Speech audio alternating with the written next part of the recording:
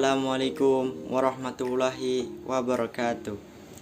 Saya Rio Repke Maulana dari kelas 11 IPS 3. Di sini saya akan menceritakan sebuah peristiwa revolusi atau peristiwa bersejarah penting bagi bangsa Cina.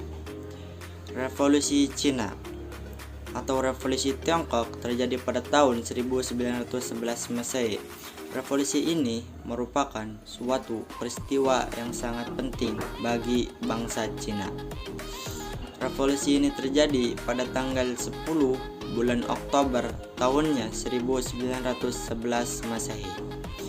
Pada saat itu ada dinasti terakhir yang bernama dinasti Manchu.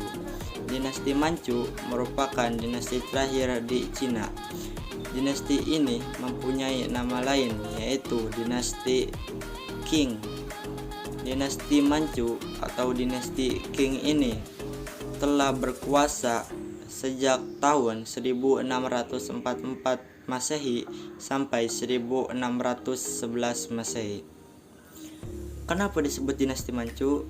Nah, dinasti Manchu ini disebut karena penguasanya berasal dari suatu daerah yang bernama Manchuria.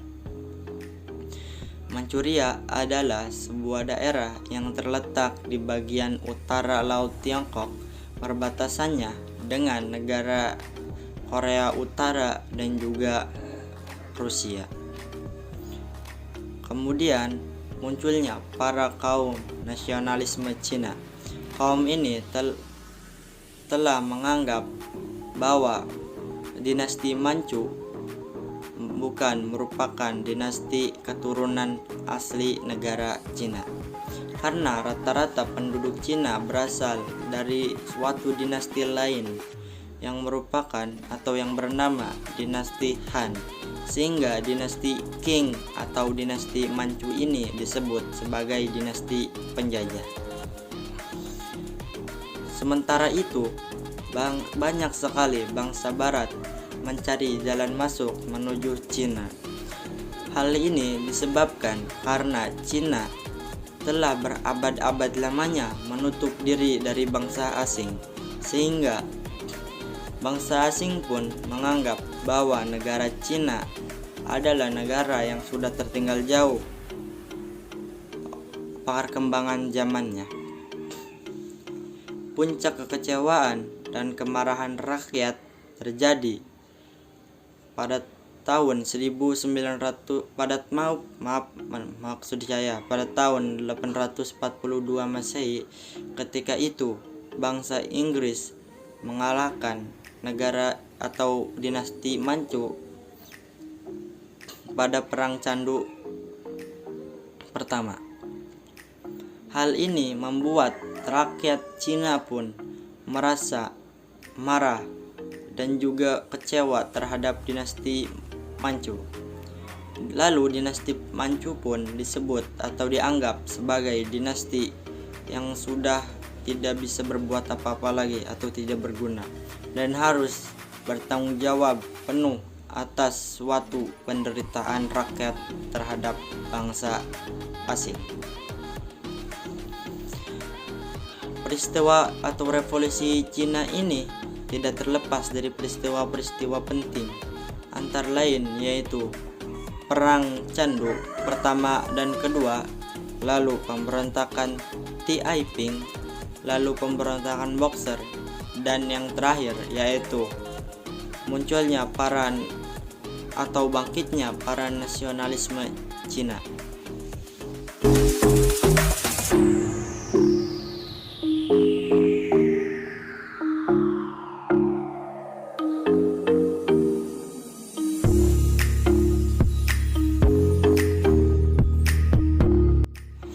Nah, itu tadi adalah pengertian suatu peristiwa revolusi Cina. Sekarang kita masuk ke latar belakang revolusi Cina. Revolusi Cina terjadi dikarenakan ketidakmampuan dinasti Qing atau dinasti Manchu ini terhadap menangani peristiwa-peristiwa penting, antara lain yaitu peristiwa pemberontakan Boxer di utara Cina, Lalu ada juga perang Cina-Jepang pertama, dan ada juga perang Rusia dan Jepang yang terjadi di daerah Manchuria pada tahun 1904 Masehi, membuat gerakan revolusi Cina ini mendapatkan momentumnya. Adapun sebab-sebab terjadinya revolusi Cina ini, yang pertama yaitu hilangnya kepercayaan rakyat Cina terhadap dinasti Qing atau dinasti Manchu ini. Dinasti Qing atau dinasti Manchu ini telah mengantarkan Cina ke dalam masa kejayaannya. Namun dua kaisar besarnya yaitu Kang Hashi dan juga Qi Inlung meninggal, kejayaan negara Cina menurun, dan juga kemakmuran rakyat-rakyat Cinanya juga merosot. Yang kedua yaitu pemerintahan dinasti Manchu atau dinasti Qing ini adalah pemerintahan yang sudah dianggap kolot. Hal ini disebabkan karena sudah berabad-abad lamanya negara Cina menutup diri dari negara asing, sehingga peradaban di Cina tertinggal jauh oleh negara-negara asing, apalagi negara barat. Lalu yang ketiga yaitu korupsi dan pemborosan yang merajalela terutama di kalangan istana Manchu. Yang keempat yaitu kalahnya Cina dalam perang Cina-Jepang yang pertama. Dan yang terakhir yaitu munculnya para kaum nasionalisme Cina. Kaum ini telah mengenal pahaman-pahaman barat seperti liberalisme, nasionalisme, dan juga demokrasi. Dari kaum inilah munculnya cita-cita untuk menggulingkan dinasti Manchu, lalu menggantikannya dengan sistem pemerintahan yang lebih baik dan baru.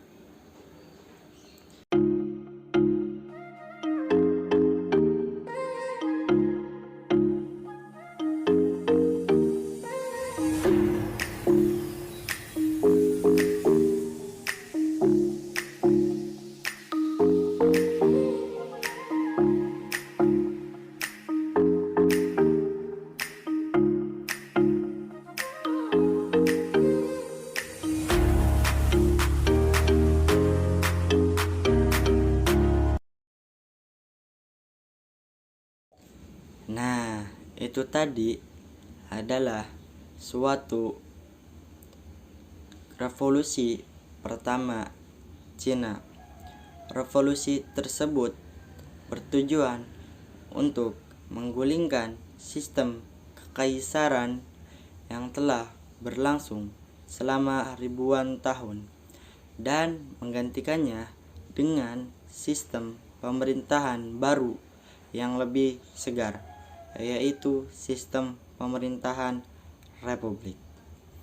Kemudian revolusi yang kedua Cina terjadi pada tahun 1928 Masehi. Ketika itu partai PKT atau disebut Partai Kuomintang berhasil yang dibuat oleh Dr. Sun Yat-sen berhasil menggulingkan dan membentuk dan menguasai juga sistem pemerintahan, yang ketika sistem pemerintahan dinasti runtuh masih ada sistem pemerintahan baru, yaitu sistem pemerintahan panglima perang atau warlord yang terpecah-pecah akibat barunya Republik Rakyat Cina. Partai Kuomintang ini kemudian menggantikan sistem pemerintahan warlord yang bergagasan dengan sistem dominasi satu partai yang terorganisir dan juga terpusat.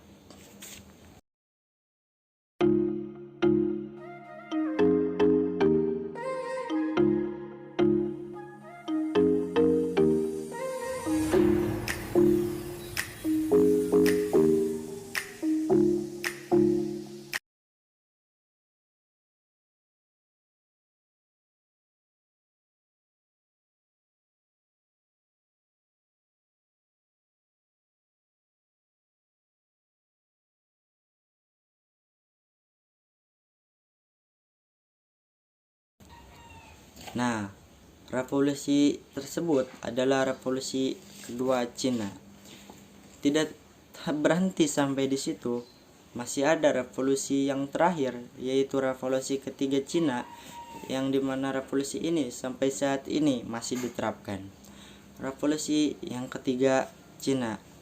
Revolusi yang ketiga Cina ini terjadi pada tahun 1949 Masehi dengan berdirinya partai atau sistem pemerintahan Republik Rakyat Cina yang di bawah naungan atau kekuasaan Partai Komunis Cina, yang merupakan puncak dari pengendalian kekuasaan Partai Komunis Cina yang berdirinya sejak tahun 1921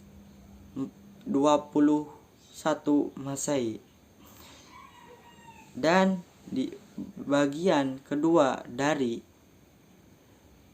Perang Saudara Tiongkok.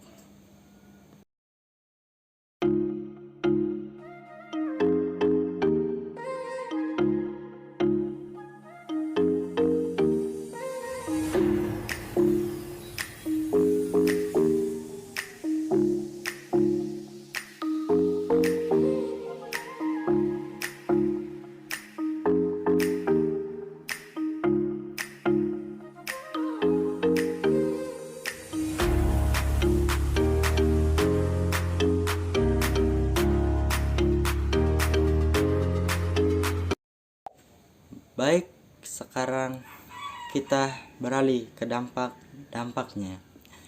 Dampak-dampak revolusi Cina.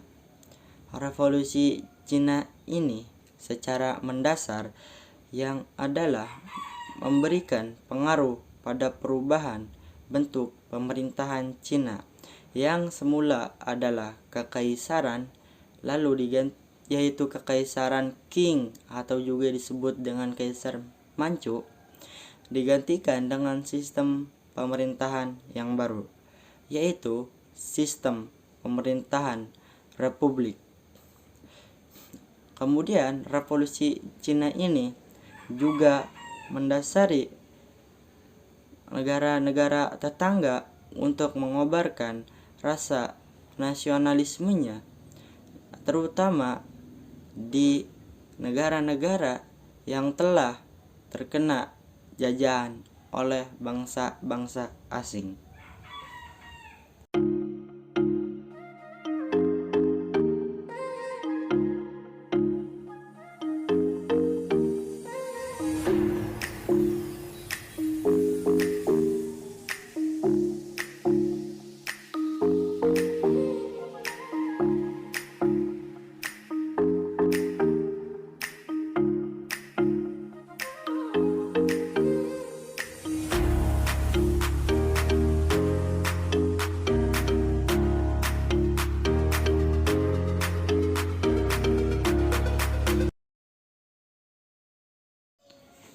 Suatu revolusi yaitu tidak terlepas dari berbagai tokoh-tokoh penting penggagas atau pembuat revolusinya.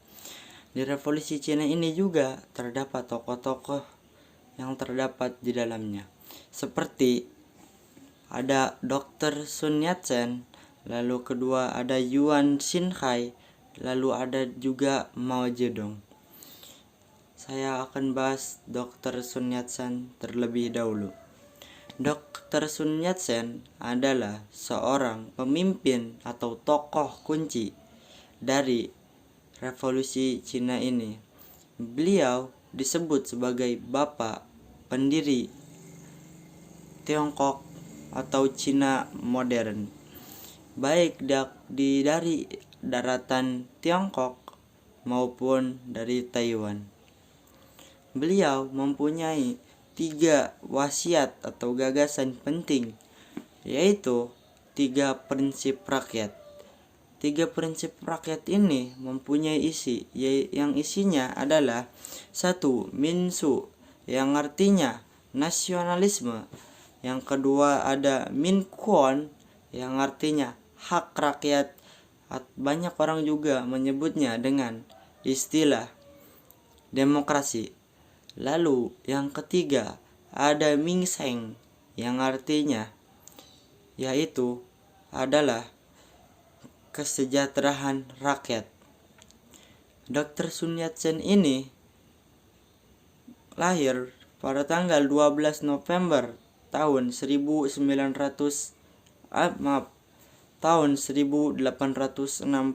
Masehi dan wafatnya pada tanggal 12 Maret 1925 Masehi.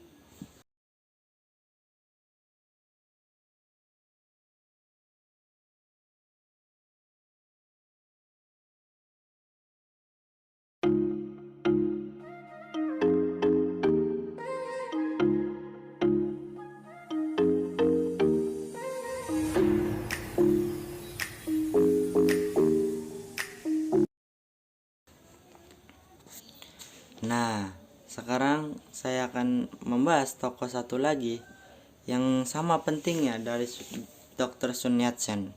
Tokoh ini adalah Mao Zedong. Mao Zedong lahir pada tanggal 26 Desember tahun 1893 Masehi dan beliau meninggal pada tanggal 9 September 1976 Masehi. Beliau adalah tokoh filsufat dan pendiri Negara Republik Rakyat Cina atau disingkat RCC dan memimpin sebagai ketua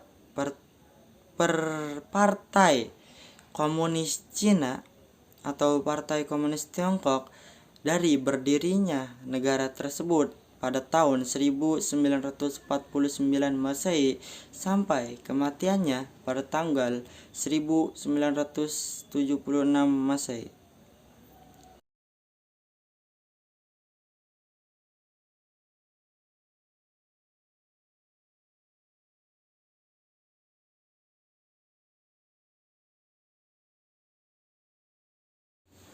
Nah, dari video tersebut kita dapat mengetahui bahwa Cina mengalami revolusi selama 3 periode. Periode yang pertama yaitu pada tahun 1911 Masehi yang bertujuannya untuk menggantikan sistem pemerintahan dinasti yang telah beribu-ribu tahun ada dan digantikannya dengan sistem pemerintahan republik. Dan revolusi yang kedua terjadi pada tahun 1928 Masehi. Tahun ini bertujuan untuk menggantikan dan menguasai sistem pemerintahan baru, menggantikan sistem panglima perang atau disebut dengan warlord.